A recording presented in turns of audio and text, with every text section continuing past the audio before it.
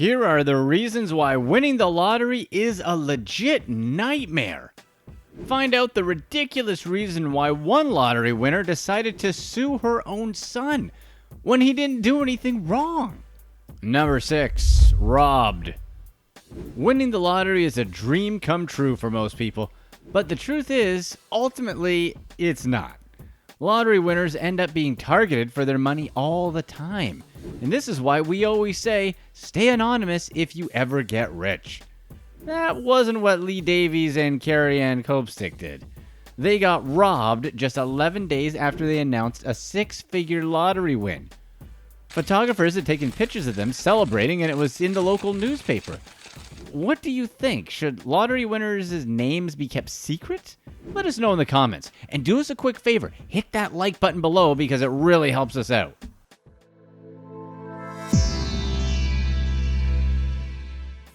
Anyways, getting in the newspaper for winning the lottery was a bad move for them, because armed robbers wearing ski masks broke into their house while they slept and demanded money and gold. The robbers were able to steal jewelry, phones, and other items that were worth over $14,000. Unfortunately for Lee and Carrie Ann, they had just finished shopping for some high-ticket items. However, probably the most famous lottery winner who's been robbed is Andrew Jackson Whitaker. He was the winner of a 2002 lottery of $314.9 million. It was the largest jackpot ever won by a single winning ticket in U.S. lottery history at the time. That win made him super famous. The interesting thing is, he was already a multimillionaire. The win made him really, really rich, and it made him a robbery target. The first time he was robbed was in 2003 when he left $545,000 in a suitcase in his car. He was in a gentleman's club at the time, and he was relieved of his cash. This money was unfortunately long gone and never recovered. In January of 2004, someone broke into his car again and made off with roughly $200,000 in cash. He somehow recovered the cash, though. You would have thought he would learn not to leave large amounts of cash in his car anymore. Number 5, gone. Gregory Birch Jr. won almost $500,000 from the Georgia Lottery in November of 2016. But just 2 short months later, burglars broke into his home and took his life. 3 masked robbers shot open his door and held Birch at gunpoint. They demanded money and his wallet. So Birch took off and threw his pants toward the robbers, who rummaged through his pants to get his wallet. When his wallet didn't come up with any cash, the 3 robbers still took shots at him anyways. Lottery winner Arooj Khan of Chicago had a different experience, but the same results. He was targeted just shortly after he won $1 million from a scratch-off ticket. He ended up accepting an oversized promotional check from Illinois lottery representatives with his wife and teenage daughter at his side. But weeks later, before he had collected the actual winnings, Khan passed unexpectedly. What happened?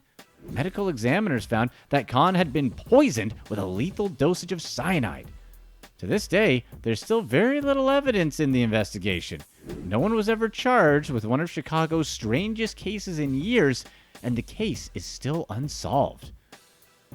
However, the most common thing to happen to lottery winners is definitely number 4, going broke.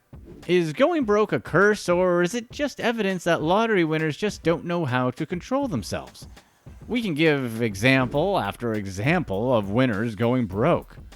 Lottery winners such as Michael Carroll, Sharon Turabassi, and Callie Rogers. Is it better to have gotten the money and spent it all? Or is it better to have never gotten the money and not live with the pain of regret? The one thing that seems to be certain is that lottery winners just can't help but spend their winnings. Supposedly, roughly 70% of lottery winners go broke. We don't think that number is accurate. However, what we would put money on is that lottery winners go broke at a higher percentage than the general population. It just seems like the majority of lottery winners lose their minds after a big win. They completely change their previous lifestyle and spend the money or give away money until they're broke. For example, lottery winner Janet Lee kept on giving away her winnings. all the way until she went bankrupt. You can find out more about that story in our video, The Strangest Ways Lottery Winners Blew Their Money. We're not saying lottery winners shouldn't change their lifestyle, because that's the whole point of having money. It's to be able to do what we want. Even if lottery winners didn't change any of their spending habits, their life still changed anyways. How? They never have to work for money again. Almost all lottery winners have a plan to keep the money, but for some reason they just can't execute on their plan. So what's the best thing to do after a lottery win? Our opinion is to just not spend any money from the lottery for a few months. Just get used to the feeling of having an amount of money we're not used to. What do you think? What's the best way for lottery winners to keep the money? Aside from losing money, winning the lottery is a nightmare because of... Number 3, strange mishaps. Doesn't it seem like a lot of strange things happen to lottery winners as well?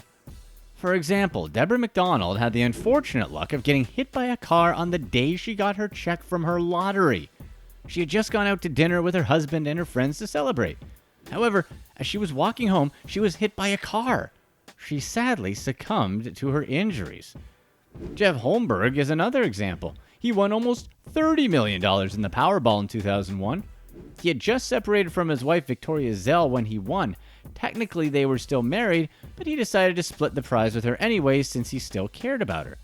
Unfortunately, she was the cursed winner. Just 4 short years later, she was sentenced to prison for her role in a car accident that left one person paralyzed and another dead. Also, remember Andrew Whitaker from earlier? His life of misfortune ever since he won the lottery has been well documented. For example, after the 2 robberies, there was the passing of his granddaughter, Brandy Bragg's boyfriend. Then just a few months later, Brandy herself passes away. And there were even more people who had plotted to try to rob him. But the latest news of his bad luck was in 2016. His Virginia home caught on fire and was destroyed. His wife was at home at the time, but she fortunately got out safely. Volunteer firefighters from 5 separate departments battled the fire after it started in the kitchen. Here's the crazy thing. The house was not insured. It was eventually declared a total loss. Not insuring the house was Whitaker's fault, but the fire seemed to be just plain bad luck. With all this bad luck, there's no wonder so many winners have... Number 2, emotional issues. When Callie Rogers won the lottery as a 16-year-old, she thought life was going to be amazing. It became anything but. She remembers how plenty of new people came into her life and tried to use her. She gave out loans to people that were never repaid. People partied with her and expected her to pay for everything. Eventually, she was left with just a few $1,000s. Once that happened, she tried to end everything. Fortunately, her family were able to find her and get her to the hospital. Now with the cash all gone, Callie admitted in interviews that she's never felt better. Her life is back to normal now, and that's exactly the way she wants it. Callie felt that she was too young to handle the pressures of winning so much money at such a young age. Jane Park, another super young lottery winner, seems to be another winner who has emotional issues. Although she hasn't gone broke, her behavior has been strangely erratic over the years. Just recently, she posted on her Instagram that she's, quote, struggling but surviving. Her strangest behavior has to be opening an OnlyFans account despite not needing money. Or maybe it was the time she offered to be a sugar mama to a guy that she's willing to date. She offered a, quote, 6-figure annual allowance to a Mr. Right who wants to wine and dine her. But sometimes it's a good thing. Donna Micken felt emotional bankruptcy for years after her lottery win. In 2007, she and her husband Ed won the New York State Lottery for $34.5 million. But winning just wasn't what she wanted. She wrote on a blog post that after she won the lottery, she had an overwhelming feeling of guilt. How was she any more worthy than her neighbor? Why did she win and not someone more deserving? If anything, the lottery forced her to reflect on her life, but it sounds like she worked out her issues in the end. Even if lottery winners are able to come to peace with their win, a lot of them still have to deal with... Number 1, court issues.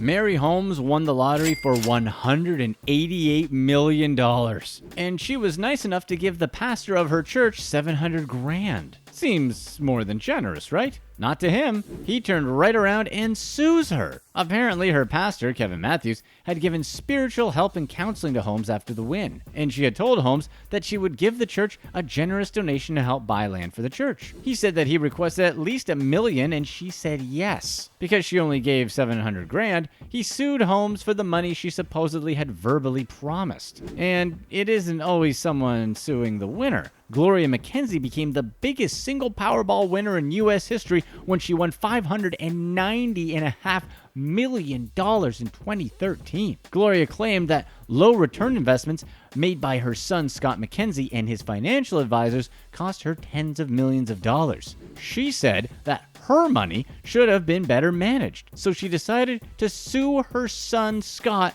for mismanaging her fortune. Did her son actually lose money for her? Or did she really sue him just because of lost opportunity cost? Here's what's next.